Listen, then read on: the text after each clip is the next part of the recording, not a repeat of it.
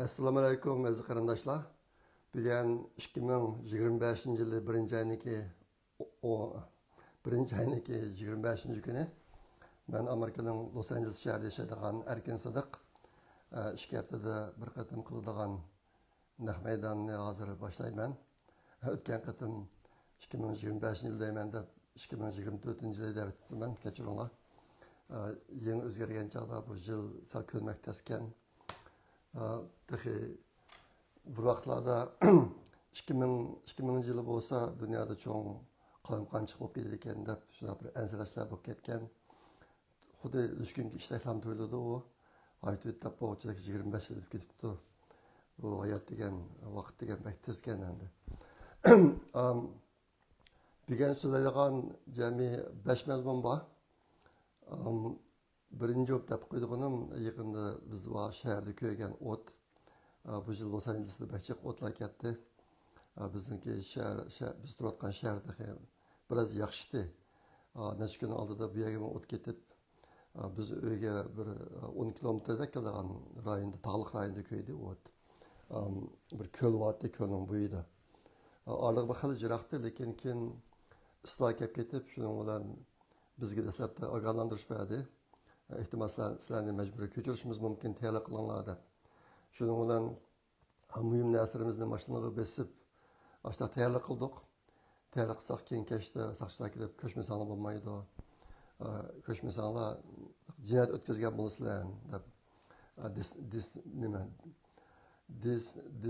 Misdemeanor deydi ekan, uni bir kichik tuan darajadagi jinoyat bo'lib qoldi ekan. Shuning bilan biz mashinamizni haydab, uyimizni tashlab, shu shaharniki janubiy tarafda turadigan bir tuqqanimiz uyga ketib, bir oqshomni o'tkazdik. Uni ertasi qaytib keldik. Biz o'ylarga unda xatar bo'lmaydi. Oliqda xil oliq bo'lganligi uchun 10 kilometrdagi oliqda bir tez suratli yo'l bor. Lekin endi nurg'un oilalar bor, bizning oila kelishdan burun ashta bo'lsinmi? Endi soqchilar deganligida biz ko'chdik, ko'chib mishtaq bir qalamqanchiqning boshına o'tkazdik.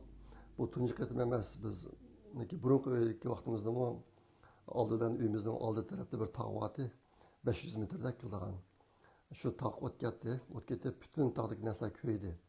U tog'larda cho'ng daraxtlar yo'q, faqat yantoqqa o'xshash kichik qurg'oq yerlarda o'sadigan o't cho'plar bor endi.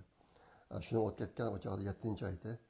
Biz qarab turdik, u tog' bilan o'yindagi orlig'ida bir yo'l bor.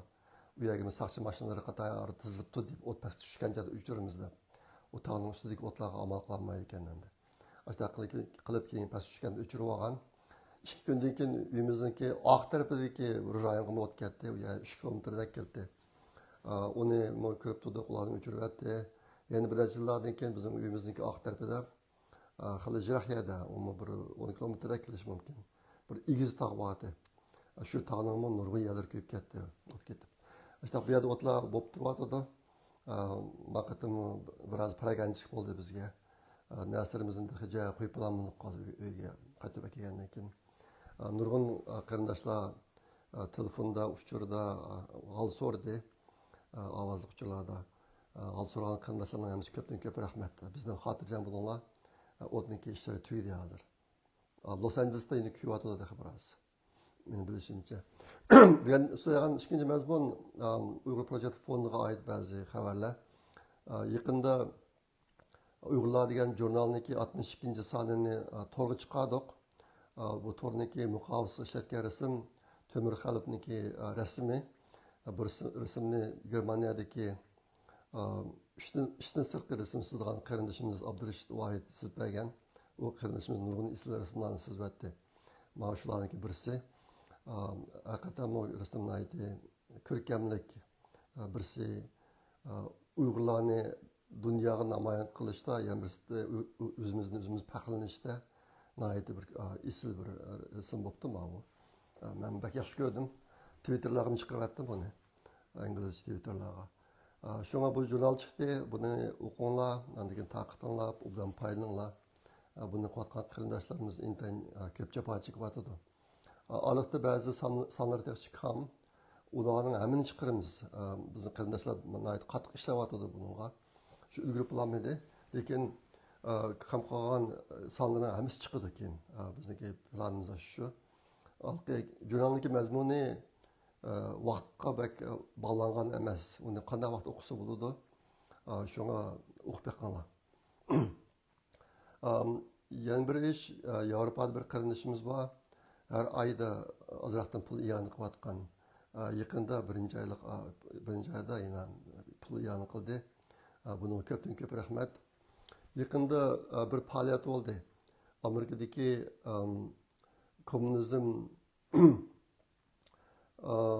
kommunizm qurbonlari fondi jamiyatidan urlashtirgan bir faoliyat. Buniki urlashtirgan kishining ismi Robert degan bir kishi urlashtirdi. U faoliyat Uyg'ur hikoyalari madaniyat haqidagi aslimalar degan bir faoliyat. Buningda Uyg'ur bolalari Uyg'ur madaniyati haqidagi o'ziniki ta'sirot ko'z qarashlarini so'raydigan, so'zlaydigan uydagilardan birisidan savol so'rab Uyg'urcha ularning javobini anglaydigan. Bu savollarniki ba'zini shu fond jamiyatidan chiqarib bergan, ba'zini shu bolalar o'zlari chiqarib so'rash kerak ota-onasidan yoki bir yaqinlaridan. Uni ovoz hujjat qilib evilib, keyin shu fond jamiyatiga mangdirib, keyin buni baholab, shunaqa qilgan bir faoliyat bo'lgan. Abdulla Ayub inimiz bilan men ikkimiz baholag'uchi bo'ldik. Bunga bir 9 dak hujjat yo'llanib ekan, 9 dak kishilarning hujjati yo'llanib ekan, keyin baholab 31 kuni ularga oxirida shu bolalarga bo'yicha mukofot taqdish ishlari bo'ldi. Mukofot azroqdan pul endi. Birinchi darajadagi kishi olgan pul ko'proq, undan keyin ikkinchi darajaga olgan kishining puli azroq, qolganlarmi hammasining shu faoliyatga qatnashganligi uchun azroqdan pul taqdim qilib shunaqa bir faoliyat bo'ldi. Buningda bir qarindishimiz Avstraliyadagi o'zini qilsinchi Abidamniki qizi Munira o'ziga kelgan pulni Uyg'ur projekt fondiga iyon qildi. Bunda nayt suyundim men. Bu nayt islesh endi qiymati bor ish. Sizga ko'pdan ko'p rahmat qizim Munira. Bundan keyin ham ko'p Uyg'ur farzandlariniki mushunday faoliyatlar bo'lsa, aktiv bilan qatnashishini umid qilaman. Bu nayt yaxshi fursatlar endi o'zimizni saqlab qolish jihatda. Yaqinda bo'lgan bir ish, Germaniyadagi rasmchi sonimiz Mervoyit yangidan bir tarbiyalash kursi boshladi. Bu kurslarni qilayotgani, bu kursni 2021-yilda boshlab ekan, hozirga qadar 5 yilga yaqin vaqt bo'libdi. Necha yuz bolalarni tarbiyalab bo'ldi hozir. Bu sinfda 6 yoshdan 60 yoshgacha har qanday odam kirib o'qisa bo'ladi. Yaqinda yangi bir kurs boshlandi. Shunga agar rasm chizishni o'rganishni istaydigan qarindoshlar bo'lsa, Marvoyat xonim bilan aloqalashib, sinf qatnashsanglar bo'ladi. Bu to'rda o'tildi ekan dars. Shunga dunyodagi har qanday yerda bo'lsa-mu qatnashqili bo'ldi ekan endi. Marvoyat xonim bu darsga oid uchurlarning hammasini Facebookga chiqarib qo'yibdi. Aloqa uchurlaridan tatib shu yerda bor. Facebookga kirsanglar, shu yerdan bu uchurlardan topa olasizlar.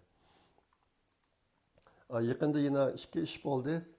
Uning birisi tunugun Washington shahrida Amerikaning Gulnaz Abduqodir xonimniki bir yangidan chiqqan inglizcha she'rlar to'plami.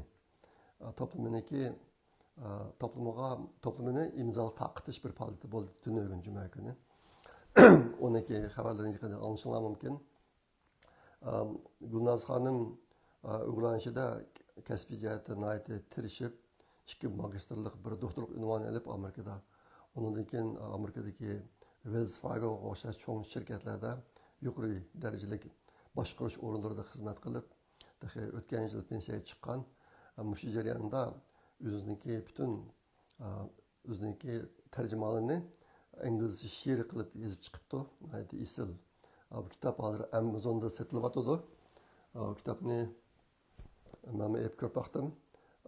Şuna bunu köpek qanlar yoki tuqqanlari nima chet ellik do'stlaringlarga sovg'a qilsanglar bo'ladi. Hozir qadar bu kitobga berilayotgan baho yaxshi. Shuni ko'pik qilinglar, Amazonda bor. Andan keyin yaqinda bo'lgan yana bir ish, Angliyadagi Mehmet Tursun Zunun inimiz tercüme qilgan bir kitap. Qum bosgan shahar. Meniki Qum bosgan shahar degan kitap. İngilizce tercümesi, kitapның İngilizce tercümesi Amazon'a çıktı. Şu 20. yıla. 20. yıla Amazon'a çıktı. Şuna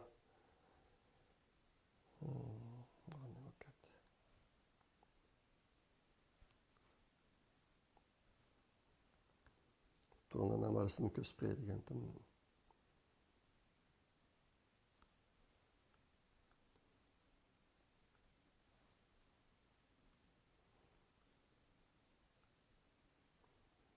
Hazır resim çıkıyordu. Şu Amazon'a o kitabın çıktı 20. yıla. Bolsa köpek qanlar. Ondan keyin bu kitapmı soğat qilishga mas keladigan kitap endi. Qiziq, men bu resimni ko'rsataman deb yiqib qo'ysam iPad endi keldi. Endi keldi.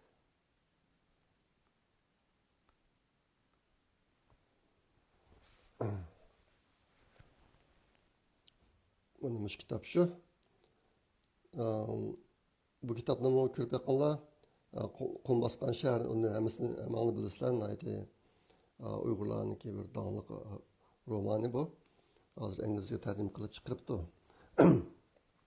Mehmet Tursun Zunun inimiz, bu inimizga köp rahmat, mübarek olsun.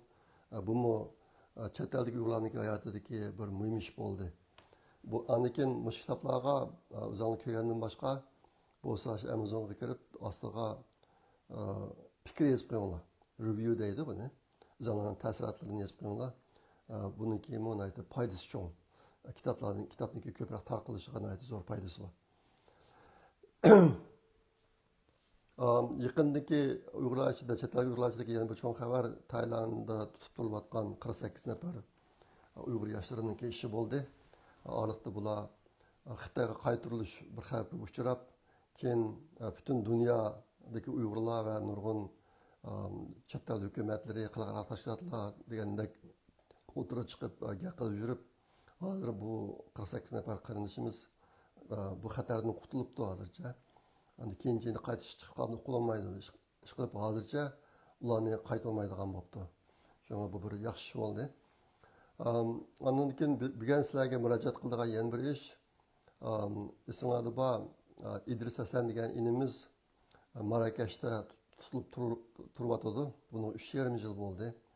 Bu gerçi ular qo'yib birimiz deb qaror qilgan bo'lsa-mu, hech qo'yib bermay shu Marokashda turmaydi, turibdi bu inimiz. Bu inimizniki ayoli va bir qancha bolalari Turkiyada. Bular bu vaqtning o'tishi bilan hozir zo'r iqtisodiy qiyinchilikqa duch kelib turibdi. Shunga mush oilaga yordam qiladigan qarindoshlar bo'lsa, men bilan aloqalashsanglar, agar pulni menga o'tib bersanglar, men bu singlimizga yetkazib beralayman. İdris Hasan'niki ayoliga.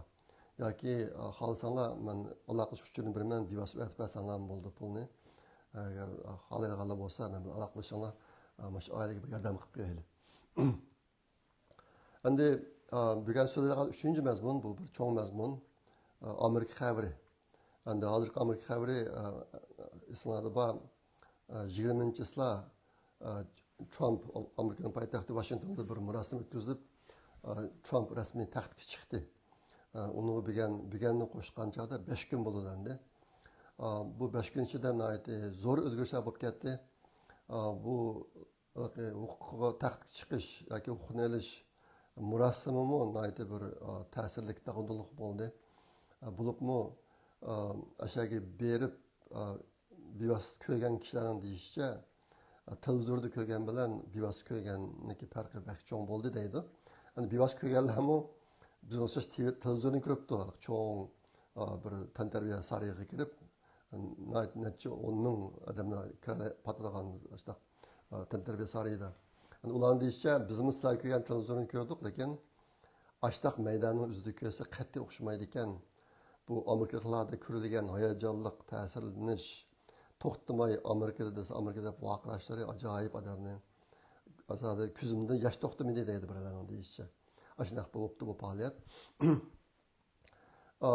Endi Trump bu shu qatimqi shu nimada yig'ilishda murosimda nutq so'zladi.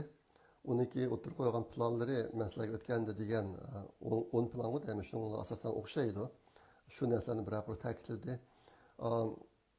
Bugun ularning bir qismini bugun nazarat deyman. Ba'zi muhim narsalar bor deb qo'ydigan. Undan boshqa Trump bir qancha narsani dedi bu yerda. Masalan, ta'sirli gaplarni. Bugun ozodlik kuni dedi. Bugun today is a liberation day deb. Amerikaniki bir ozodlik kuni dedi. Ondan Bugün Amerika'nın altın devri başlandı dedi. Yani bir narsa men için ayta mühim deb o'ylagan narsa. Amerika'nın nazarida faqat ikkilam cins bor. Uning birisi birisi ayol, uning boshqa jinsi yo'q deb. Uning shu murosimdagi nutqida buni jakalli deshadi. Buni men mühim deyishimga sabab dunyo buzish qarab bo'lgan. İnsaniyet buzuluş qarab bo'lgan. Yalnız Amerika emas, bizniki bevosita tajribam bor. Masalan, bir qatim ayolim 4 yoshli nevramni ilib bir o'birni kirsa, bir magazinga bir o'birniga. Ashaglan bir er kiribdi. Kirib shunga bilan "Ma ayollarni o'birni desa, yo'q, men o'zimni eri sotmayman" deb. Ashtaq daraja bo'lib ketgan Amerikada. Andan keyin erlar o'birnisi, ayollar o'birnisi deb, andan keyin unisex bir xil kishilar o'birinisi degan o'birini chiqqan unisex restoran'da. Ishqilib qaysi darajada buzildi jamiyat, agar sizlar kirib ko'msanlar bilmaysizlar uni. Ashlaq bo'g'iltigan shunga bu qatimki Trumpning chiqishi insoniyat madaniyatini bir normallikqa boshlayotdi hozir endi. Şuna bununla bu işte ben pek hoşlandı. Trump'ın gaplarının içinde yine o tılgağa mınan esla var. Meni Xudayım kutkuzup kaldı dedi. Oxusan Trump bir qatim oxuydu, bir qatim tas qaldı oxuygili. İki qatim işte aşıq uçurdu. Andan keyin şu köçmenler meselesinde bunundan keyin Amerikaga zərlik çekim ekirdigan adamlarning hammasini terroristchilar deb qaraymiz degan narsani o'tirib qo'ydi.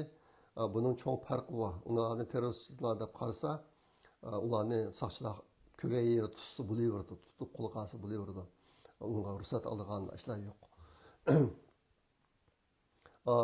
Andan keyin Trumpina memleketlik ciddi ahval jakarlab turmaga hozirlar askar apirib turmani itim chegaraga hozirlar askar apirib chegaralarni itiman dedi shu kunistagi so'zida.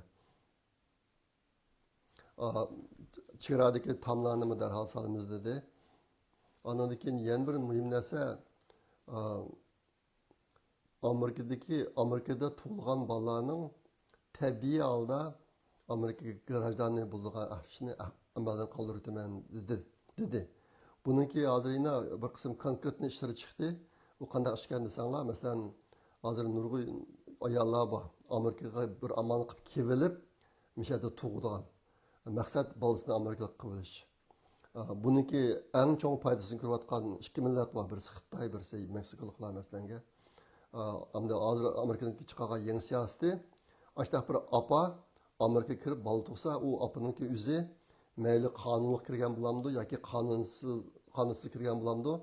Agar uning eri Amerikaniki grajdani bo'lsa yoki Amerikaniki yashil kartni olgan bo'lsa, Amerikaning nupsi kirgan bo'lsa, u bola Amerikalik bo'ladi deydi. Undaq bo'lmasa, Amerikalik bo'lmaydi deydi. Masalan, Amerikaga sayohatga qilg'ili kelib, bu yerda tug'ib olganlar bor. Undaqlar bo'lmaydi, o'quvchilar masalan chet elning davlatining grajdani faqat biz Amerikaga viz bilan kelib o'qiyotgan kishilar. Bularni Amerika tug'ilgan bolalari Amerikaga bo'lmaydi degan narsani Şu yerda dedi, undan keyin bu ishlar boshlandi hozir. Bu to'g'riliq Trumpning bir alayda buyruq chiqarib oldi bu yoqda. Lekin bu ishlar hozirligi sotning jidallar bo'lyotdi, nurg'un shtatlar buni qarshi chiqib degandek. Meniki farzimcha bu oxirida Trump bu ishda yengib chiqadi deb o'ylayman. Sababini bilsanglar, men sizlarga o'tganda deb berdim. Aslida Amerika to'lgan bolaniki Amerika grajdan bo'lganligi ayni vaqtdagi qartallik qullarga qartilgan. Qartallik qullar Amerikaga grajdan bo'lmaganligi uchun keyin bu qullarni ozod qilayotgandan keyin bo'pti ular o'zlari grajdan bo'lmaydi, ammo Amerika to'lgan bolalari grajdan bo'lsin deb ashanda bu qonunni chiqib tikan ayni vaqtda. Lekin shu qonun chiqargan chog'da qartallik qullar degan gaplarni demagan ekan. Ashuna bo'lg'achqa bu ishning xarakteri o'zgarib ketib keyin hozirga qadar Amerikaga kelib ham tug'ib shuning bolalarini Amerikaga qilib olgan ahvollar ig'ir darajada yuz beryapti. Buning ichida Xitoylarniki shu Kaliforniyada, Los Angeles rayonida nurg'un tug'ut uylari bor. Shu sayohatga kelib, o'shada uni saqlab tug'ib bolalarini o'sha tug'ilib ketadigan ahvollar intayin ig'ir. Bu ishlarniki butun kishiga itildi degan gap endi.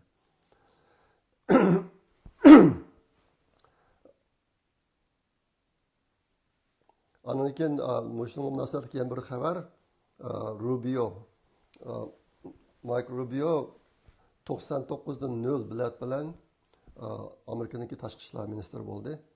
Bu yerda biletniki 99 bo'lib qolishi aslida Vance degan kishi bu qatim muavin rais bo'lgan kishimi 100 senatorniki birisi.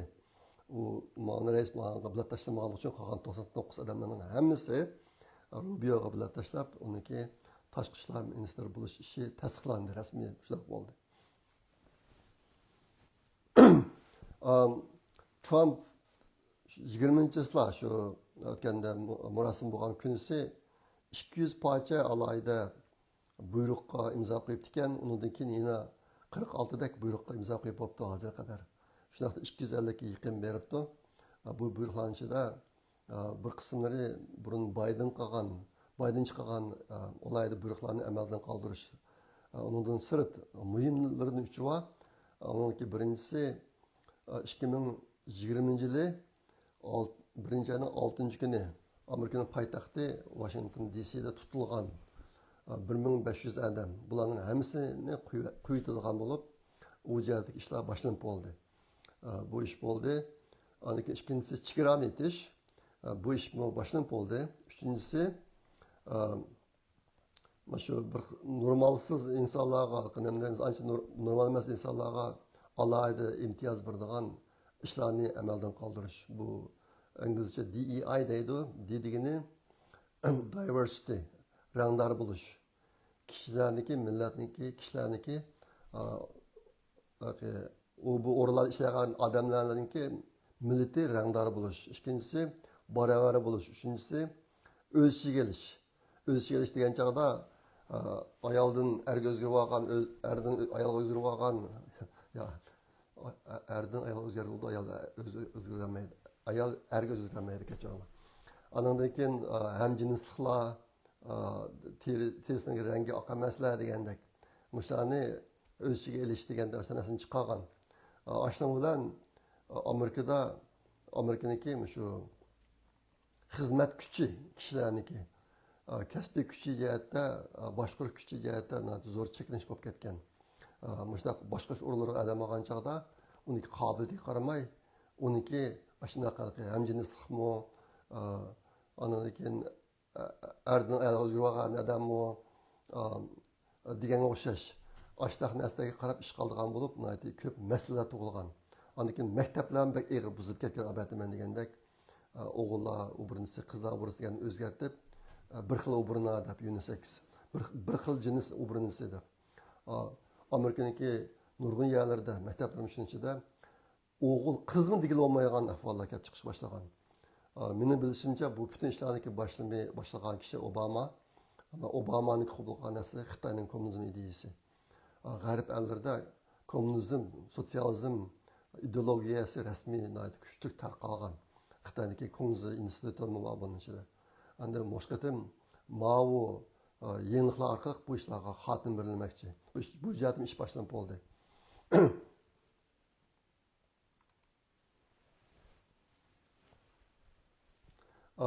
shu Trump buyruqni chiqargandan keyin shu o'tganki chorshanba kunidan boshlab Amerikaniki butun federatsiya shu DEI qurimlarining hammasini amaldan qoldiryapti. Mayli maktab bo'lsin, DEI degan abatman degan rangdorlik, barobarlik, o'z ichiga olish degan narsani ashta bo'limlar qurilib ketdi ekan burun. Federal hokimiyatning Amerikaning davlat hokimiyat o'rinlarining ichida maktablarda degandek o'shaning hammasini amaldan qoldiryapti.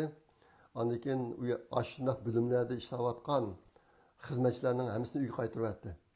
Qaytarib o'tib maoshni eliveranglar, hozirchalik ishlamanglar deb. Sababi nima desa, ularniki quvvatga ishtirib bitlar buzg'unchilik. Shunga buzg'unchilikni to'xtatsin deb ashni yo'l qo'yibdi. Bu narsa chiqqandan keyin NASA'mı aytdi tez tutish qilib butun NASA sohasidagi o'sha o'rinlarni hammasini amaldan qoldiribdi. Undan keyin NASA'ning xodimlarini agar yana bayqalmagan o'sha odam yoki bilimlar bo'lsa pash qilinglar debdi. Hammasini amaldan qoldiramiz deb. Mushu DEI masalasi tufaylidan Harvardniki, Amerikaniki, dunyoning eng dangliq maktabi Harvardniki o'quvchilar sifatidami intan zo'r chekinish bo'lib ketgan. Ularda oqtanlikka bir xil o'lcham, qartanlikka bir xil o'lcham, osiyolikka bir xil o'lcham, undan keyin hamjinslik va jinsini o'zgartgan kishilarga bir xil o'lcham degandek ashtaq narsalar yo'l qo'yib ketib, Harvard universitetimi vayron bo'lib ketib tasliq olgandi. Bu ishlar o'ngishilgan bo'ldi. Yaqinda o'qislar Los Angelesda cho'ng o't ketdi, hozir kuyotyapti ba'zi yerlarda tog'ning ichida. O'sha Los Angeles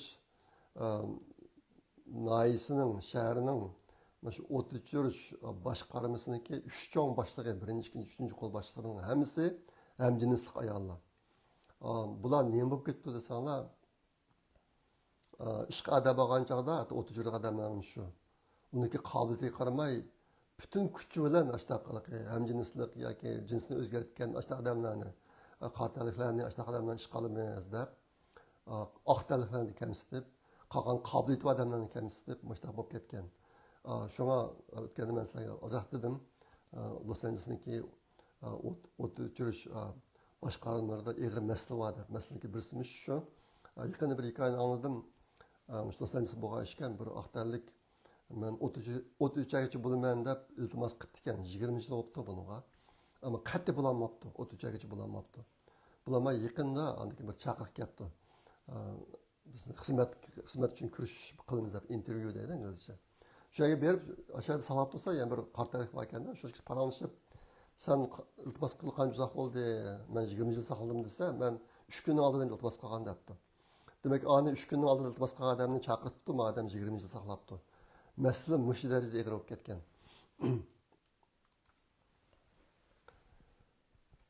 Andan keyin shu chom chiqqanda yoqi, mana yaqinki 4-5 kun ichida bo'lgan ish endi. Amerikaniki FBI'niki boshlig'i Christopher Wray degan kishi va uniki muavin boshlig'i istiqbo berdi xizmatlaridan.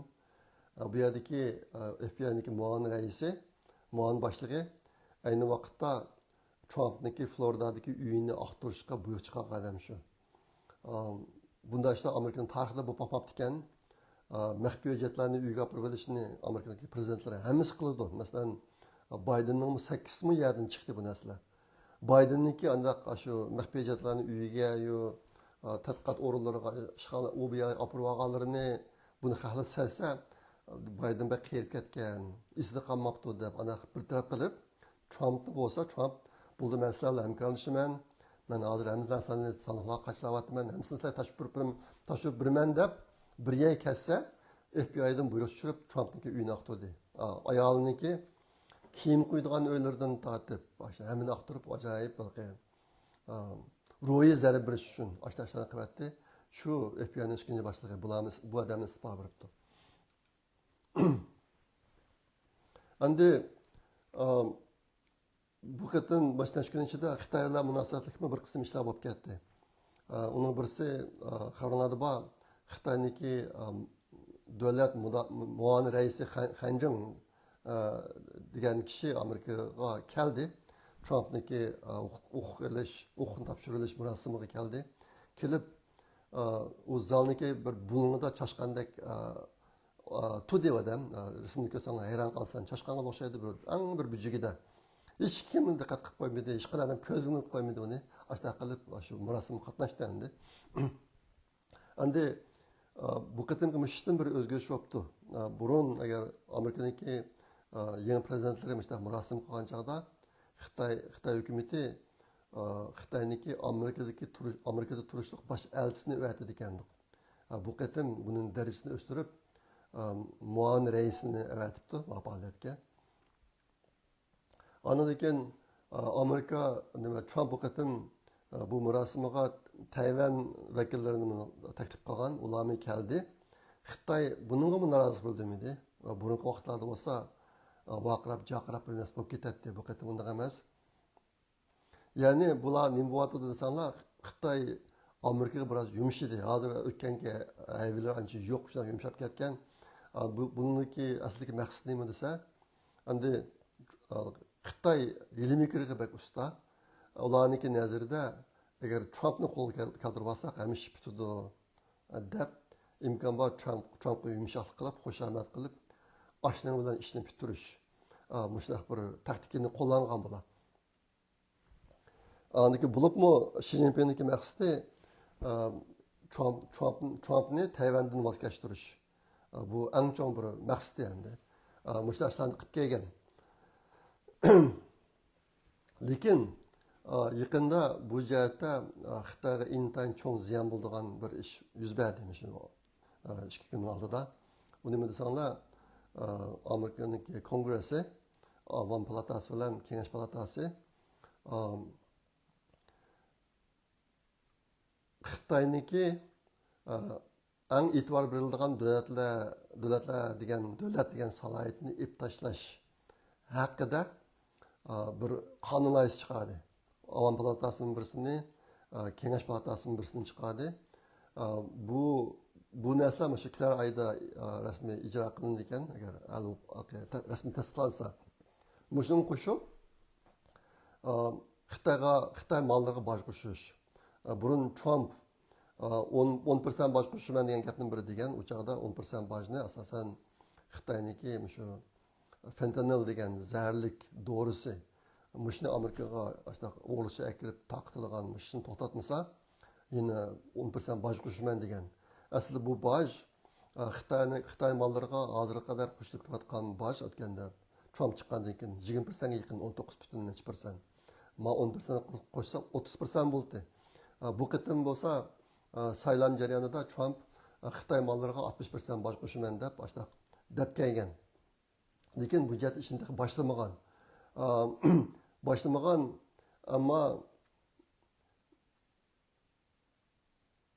Ammo Trump chiqargan shu qatimki alayda buyruqlarniki birisi 4-oyniki 1-kundan burun Xitoyniki alayda e'tibor beriladigan davlat degan salohiyatiga yana bir qatim qarab chiqib mush yoqda bir qaror olish mushni kongressga topshirib ekan. U shu alayda buyruqning birisi boshliq ekandik. Shu munosabat bilan ma ishga o'rin anda qonun loyihasini chiqargan gap endi. 23-yilda bo'libdi bu ishlar. Endi Xitoylar 2000-yili Clinton prezident vaqtida shu eng e'tibor beradigan davlat degan salohiyatga erishib olgan. Ashning bilan Xitoylardan ilinadigan boj bu narsalar kechirim qilinib, nurg'un e'tiborlar berilib, nurg'un hamkorliklar yo'lga qo'yilib, andiki uni dunyo savdo tashkilotiga akirib degandek nurg'un ishlar bo'lib ketgan shundan keyin. Hozir endi Trump ash ahvollarni bir tekshirib, yangi qaror chiqarish buyruqini chiqaribdi. Shuning bilan mashki Avam palatasi, kengash palatasi qonun loyihasini o'tirib chiqaribdi. Bu qonun loyihasining ichidagi yana bir narsa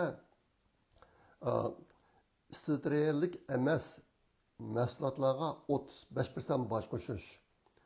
Strategik mahsulotlarga bo'lsa 100 o'tirsa bilan 100% boj qo'shish. Mushlarni o'z ichiga olibdi yangi qonun loyihasi. Bu 35% va 100% bojlar 5 yil ichida amalga oshib bo'ldi ekan butunlay. Bu yerda endi strategik mahsulotlar degan chog'da qurol, harbiy qurollar, Ondan keyin ham harbiyga ham odatdagi xalq turmushi ishlatiladigan buyumlar, texnologiyalar, materiallar, ondan keyin mulozimat xizmatlari, mulozimat xizmatlari deganim bu shu harbiy qurollar bilan munosabatlik. Mallarning hammasi harbiy qurollar bilan munosabatlik. Shunday mallarni strategiyalik mallar deydi ekan. Shuningga 100% o'tir hisob bilan 100% bosh qo'shmoqchi. Ondan keyin strategiyalik emas mallar. Buningga shu kiyim-kechak, ishkoplar, mashina, tok, suv mahsulotlari, suvga ishlatilgan. Ondan keyin ommaviy mulozimat, mehmonxona, uy, qurilish, ondan keyin yerlik qatnash degandek mushtaq narsalar strategiyalik emas maslahatlarga kiradi ekan. Buning 35% yamirsiga 100% boy qo'shilganini kirgizibdi. Endi bular hozircha qonun loyihasini Avam palatasi, Kengash palatasi rasmiy tasdiqlaydi, tasdiqlab bo'lgandan keyin prezident imzo qo'ydi. Shundan keyin bu qonun bo'ladi endi. Bu qonun loyihalari asosan o'tib ketadi deydi. Endi bu yerda bir ish bor. Nima desanlar, yaqinda Trump yana Xitoy haqida biroz qalaymaqon ishlarni qilyotdi. Masalan, Xi Jinping bilan telefonda so'zlashdi. Undan keyin qo'shilgan bojni sonini o'zgartirib, birdan 10%, birdan 60% deb tunugun Fox media şirketi bilan bo'lgan bir suhbatda aslida meniki Xitoyga boy qo'shqim yo'qdi. Lekin Xitoy savdoda adolatsizlik qilayotgani uchun bunday qilishga majbur bo'ldim degan ana gaplarni deyotdi. Trump endi nutq so'zlashda notiq odam emas, u bir savdogar aytgan chog'da korxonchi. Boshqa boshqa gapi ancha gap bilan qilolmaydi. Elon Muskmi shu. Lekin buni bir qism narsalarni bu bilib turib qildi ekan. Bo'libmi kishilarni do'stim deb dumisini istab qo'yib turib orqadan valni qattiq urdigan aytam mijoz bor ekan. Shunga ba'zi kishilar deydi, Trumpning qilayotgan maoshlari bir taktika. Xitoyni majburlash, bir qism kelishimlarga imzo qo'yishga majburlashda qo'llanayotgan taktikasi deydi. Yana ba'zanlar deydi, bu og'ziga kelgancha shu qilayotgan so'z deydi, og'zini boshqara olmaydimi deydi. Qaysi bo'lishi qat'iy nazar maqatim Xitoyniki e'tibor beriladigan davlat degan slaytni evitish va mollarga 35% va 100% dan boj qo'shish bu ishlarni hozir bir qonun shaklida qilyotdi Amerika. Ashta boshqa bu tasdiqlanib qonun bo'lib qolgandan keyin uni Trump o'zgartirmaydi. Ya'ni Trumpniki ideyasi bilan anda qonun seçtiğin çağda kanun mutlak üstün orunda turdu. Trumpniki qilayotgan so'zlagan qilgan gaplar qolib qoldi bir yerda. Agar u qonunlarni o'zgartirman desa, yana Avam palatasi, Kengash palatasi yangidan qonun chiqarib, bu qonunni ag'darish kerak. U nihoyat murakkab bir jarayon. Shunga bo'lgan yuz bergan ish hozir intayin muhim ish Xitoyga nihoyat bir ajallik zarba bo'lgan bo'ldi deb chet eldagi Xitoy jamoati nihoyat xush bo'lyapti hozir. Ondan keyin Amerika chet eldan shu oldingi 3 yildan ko'proq vaqt bu yerga kirgan qonunsiz kirgan ko'chmanlarni chiqaritish, qaytarib ishini boshlab bo'ldi. Shunga bo'libmi birinchi turkumda jinoyatchilarni tutiltiribdi. Xibang deb qo'ydi, qora guruhlarni, jinoyat o'tkazilgan qora guruhlarni tutishni boshlabdi. Ashta qilib ba'zi ko'rinishlarda, televizorda chiqqan ko'rinishlarda tutilgan odamlar Trumpni tillab, Biden bilan Obamani maqtab vaqirgan ko'rinishlar bor ekan. Ashna bilan Biden bilan Obamaning yuziga qarshi surityapti bular. Hozir Trump nimaga Amerika bilan Meksikoniki chegaralariga 40 ming askar vatib bo'ldi hozir. 40 ming askar yaqinda 15 ming vatib, oldida 25 ming askar vatib ekan. Ondan keyin 4 cho'ng tushuvchi arablarni ish qilibdi. Sebab ular Amerikaniki boshqa yerlarda tutilgan odamlarni Meksikoning chegarasiga olib bordi ekan. Bularlar olib shu yerdan chegaradan chiqib ketdi ekan. Bu ishlar boshlanib bo'ldi hozir qilyapti. Yaqin yuz bergan yana bir ish Biden shu Trumpniki taxtga chiqish murosimiga kelayotgan yo'lda yeni bir kısım adamlarni jinoyatini olib qo'yitish yoki jinoyatini qo'g'daydiganligini jakolavatdi. Bu odamlarning ichida Fauci degan odam bor, Amerikaniki jiddiy kasal bo'liminiki boshlig'i. Bu kishi shu virus tadqiqotida Amerikaniki pulini Xitoyga berib, Xitoy deb bo'lgan tadqiqotlarniki bir qismida pul bilan ta'minlagan odam bu. Ondan keyin shu virus jarayonida nurg'un xato siyosatlarni chiqarib, Amerikaga xil cho'ng ziyon kelgan odam Fauci degan, doktor Fauci deydi. Bu odamnimi pardon deb qo'ydi, bu odamni kechirim qilibdi. Ondan keyin Liz Cheney deb bir ayol bor, bu o'zi jumuriyatchi, maslaga burun degan. Burun kichik bo'shliq vaqtida muavin rais bo'lgan Liz Cheneyning qizi. Bu ayol, men ko'rishgan bu ayol bilan bir qatim. Bu ayol o'zi jumuriyatchi, Uyg'urlarga bek ko'ngil bo'lgan ayol. Shunga Uyg'urlar politikaga vaqtida men ko'rishgan. Lekin shu Trumpga o'ch boshqa 2020 yılı 1-ayning 6 kundagi tutilgan 1500 odamlarning turmush ulashishlari, anakin shu ish bilan Trumpning turmush ulashishida kuch chiqargan ayol bu. Shunga bunimi kechirim qilibdi Biden. O'zining ukasiga kechirim qilibdi. Yana bir Miller deb bir kishi bor. U demeniki başka ketib qoldi bu.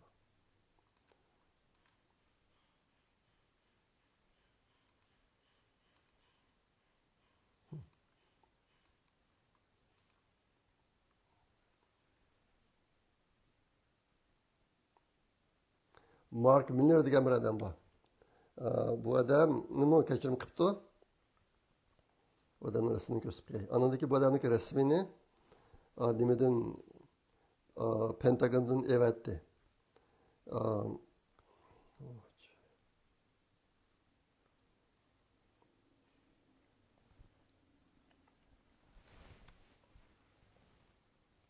Pentagondan evatdi. Buni Biden buni kechirim qilibdi. Bu odamni nayati Trumpga o'ch, andan DEI'ni qo'llaydigan odam, shu Pentagonga odam olgan vaqtida qobiliyatga qarab emas, DEI odamlarini elib, nayati egri masalalarni tug'dirayotgan bir odam. Undan boshqa eng cho'ng bu odam bir jinoyatchi amaliyotda. Bu Xitoyniki ayni vaqtdagi bosh ministriga telefon qilib, agar Trump Xitoyga qarshi urush boshlab qolsa, masalaga daymi alnalla deb qo'yman degan gapni degan odam bu. Shunga bu bir xoinlik amaliyotda. Bu boshqa kim u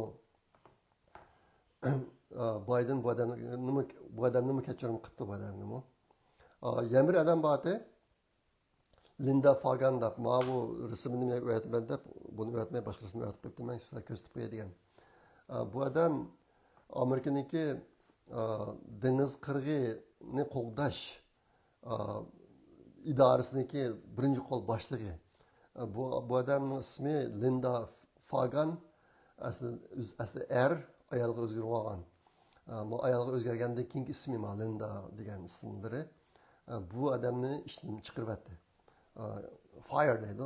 Trump hozir ba'zi odamlarni ishdan "You are fired" deb ishdan chiqarish boshladi. Bu odamni ishdan chiqaribdi. Bu odamni xizmat iqtidori yo'q qo'yilgan vazifaga. Andaki bir chiqqandan keyin chegarani dengiz qirg'oqlarini qo'g'dash emas, hamma yerlardan DEI odamlarini izlab, shularni ish qilib, shularni qo'g'dash qilib elib, ashta qilib bu bir bo'limni egri darajada buzib o'tgan bir odam. Buni ishdan bo'shatibdi.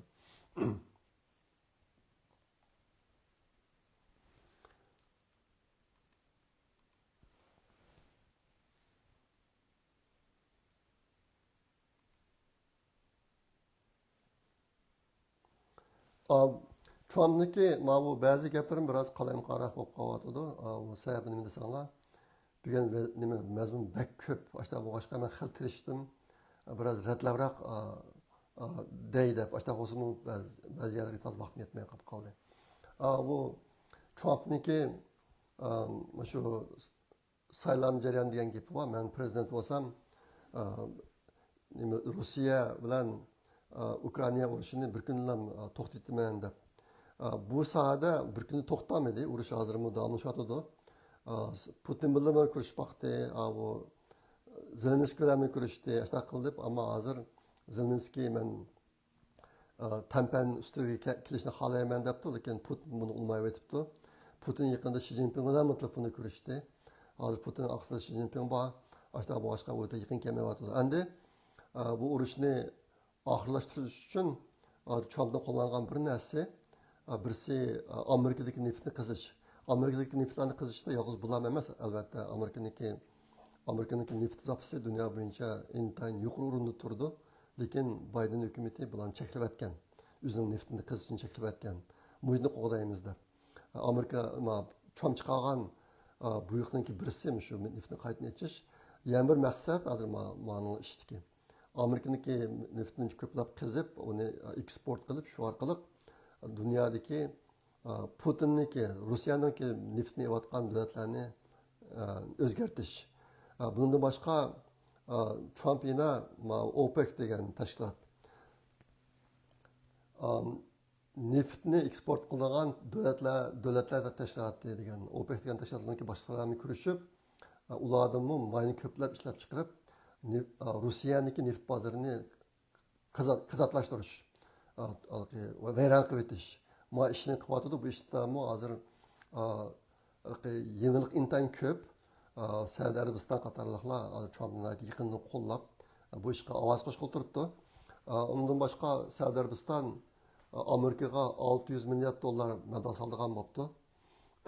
Shu necha kun oldin bo'lgan ishlar bular.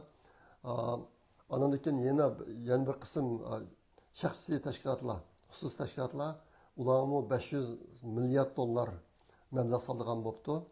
Ashuna qilib Trump taqiq chiqib 5 kun bo'lmay turib Amerikaniki quliga kelgan mablag' pulsi 1,1 trillion dollar bo'libdi hozir. Bu amalga oshgan ishlar. Trump chiqqandan keyin qari ko'ch binosi yiqilishga boshladi. Bu nima desanglar, bu DEI degan narsa yolg'iz Amerikada emas, butun dunyo miqyosida keng turibdi ekan. Masalan, Angliya mabog'ini ishlamaslarga. Hozir hamma yerda bu DEI'ni to'xtatish bir to'lqini qo'zg'alib, ashunday bir burun dunyoni bir buzilish tarafga yetilib kelayotgan qora kuch. Agar uni bir bino deb qarasak, bu bino hozir yiqilishga boshlabdi. Ondan keyin Amerika dunyo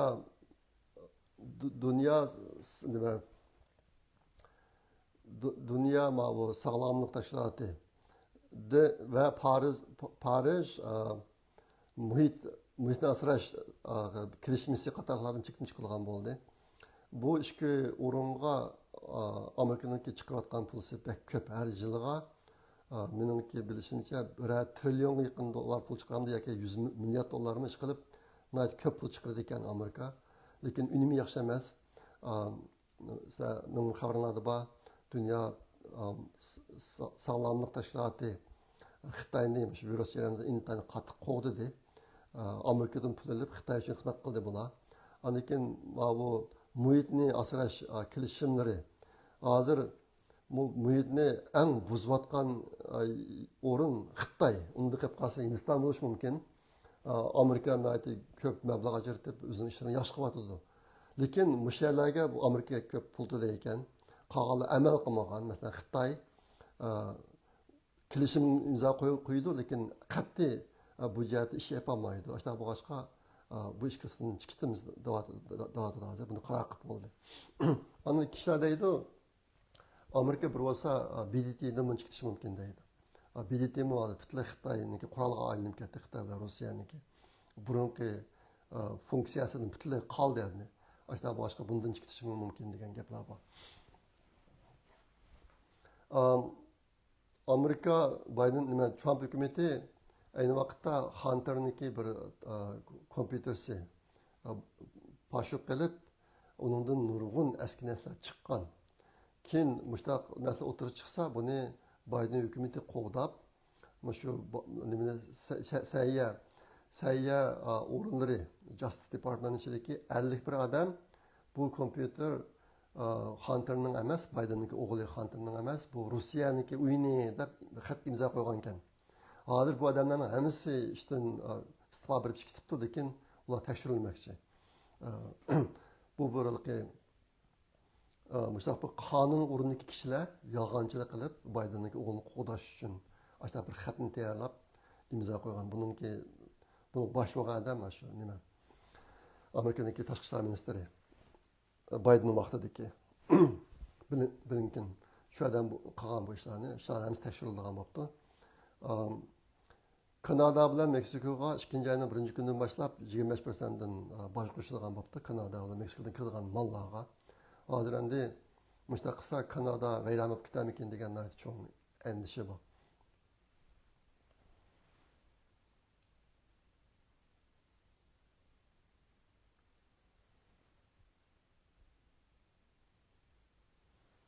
Andikin Amerikada yaqinqi yillarda chiqqan muhitni qo'llash bilan munosabatlik nurg'un belgilarni bekor qilib bu Amerikaga intayin cho'ng iqtisodiy ziyon yetkazdi. Albatta men degandek Amerikaning bu jihat ishlari intayin yaxshi, ishlab belgilari bor degan bir qism narsari aqlga muvofiq emas narsari bor. Shularni hammasi amalda qoldiradi ekan. Andikin Trump chiqargan olayda buyruqniki birisi chet el bejini boshqarish idorasi. Amerikada ichki davlat ichki bejini boshqarish idorasi degan bir idora bor, IRS deydi buni.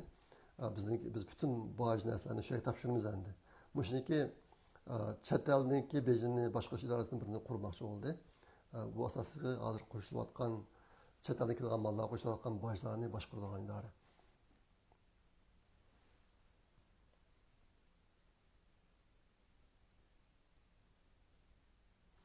Bu qatim bo'lgan yamir yangish, shu Trumpning taxtga chiqish marosimida qilgan so'zida chet ellardan faqat bir davlatni tilga oldi. U bo'lsin Xitoy. Xitoyni tilga oldi, uni Panama kanali bilan birlikda elib, Xitoy tahdidi degan narsani qattiq ta'kidladi. Mana buni tugatishimning sabab Trumpning so'zlagan 30 minutlik so'zida faqat bir Xitoyni tilga oldi chet ellardan. Hozir 2 kun oldin bir cho'chak chiqyapti. Obama ayoli Michelle'dan ajrashib ketgan o'xshaydi degan ehtimolda qattiq qilsanglar Obamaning ayoli bu qatimki marosimga kam edi. Hamma burungi sobiq prezidentlarning hammasi ayol chiqdi, qatnashdi, marosimga ayol kelib qatnashdi, lekin bir Obama yolg'iz chiqdi, bir sachiq bo'ldi. Ko'z odam bir xil g'alati his qiladi endi. O'tganda Carter'niki dafn qilish marosimiga kam ekan u ayol. Shu hozir ikkisining munosabati yaxshi emas ekan. Michelle Trump intayin o'shandi, u bir tarafim bor. Lekin ajrashib ketgan degan gap so'zlar chiqyapti. Endi 5-mazmun Xitoyga oid mazmun. Xitoyga oid mazmun yaqinda bir mustaqil analizchi, uning ismi Dujang ekan, Dujang degan bir odam Tayvandagi gazetda bir maqola e'lon qilib, mundaq debdi. Hozir Xitoyniki harbiy va siyosiy qurilmasiniki ichidagi kishilarning hammasi fursat kutyapti.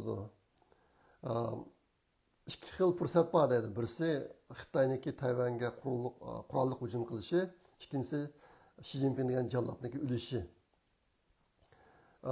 Bunun ichida Tayvanga hujum qilish ehtimolligi ancha yuqori emas. Masalan, burun tortib kelyapman. Hujum qildi degan gap Xitoy tugashtirdi degan gap. Yana birisi agar Xi Jinping o'lsa, Xitoyda intayin cho'ng qalamqonchiq chiqadi. Mush ikki kishidan birislam yuz bersa, Xitoy Kompartiya hokimiyati ag'dirildi deydi. Siyosiy o'zgarish bo'ldi Xitoyda. Hozir Xitoydagi harbiy sohalar umumyuzlik Xi Jinpingga o'shib ketdi. Shunga mustaq bir kichkina bir o't yiqilishini kutib turyapti. Agar ashta bir kichkina o't tutishib qolsa, kichkina bir voqea bo'lsa, xuddi ayni vaqtdagi Xitoyda yuz bergan Wuchang qo'zg'oloniga o'xshash bir cho'ng qo'zg'olon bo'lib, Xitoy parchalandi, Kompartiya hokimiyati ag'dirildi deydi. Hozir Xitoy davlatidagi hamma odamlar asosan Xi Jinping degan jalloddan norozi. Aniki buniki bir alomatiga oid ba'zi ma'lumotlar o'tirib chiqdi. Masalan, 2012 yılı bu BDT'ninki doklad ekan bu. BDT'ninki panohlik berish organiniki doklad ekan. 2012 yıldan keyin Xitoydan qochib panohlikqa iltimos qilganlarning soni 1 million 200 mingdan oshib ketibdi hozir. 1 million 200 mingdan. Yiliga o'ta hisoblan 10 mingdan odam iltimos qilib yo'q, 10 ming emas, 1 million bo'lsa 100 mingdan bo'ldi. 100 mingdan odam iltimos qilibdi o'ta hisoblan. 2024 yılı o'tgan yil bir yil ichida panohlikqa iltimos qilgan Xitoylarning soni, chet elga chiqib panohlikqa iltimos qilgan Xitoylarning soni 170 mingdan oshib ketibdi. Endi hozir Xitoy iqtisodidagi vayron bo'lish, chekinish darajasi intan yuqori bo'lib ketdi.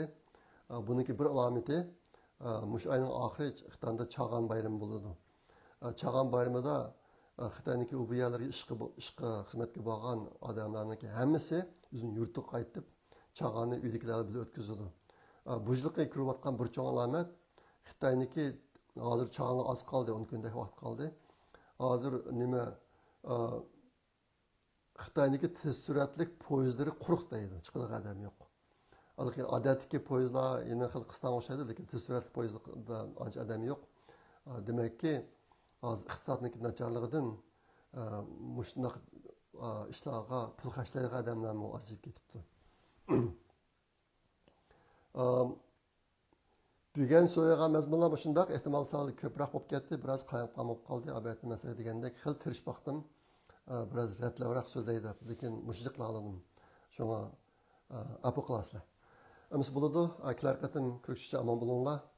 Xayr xo'sh, Allohga omonat.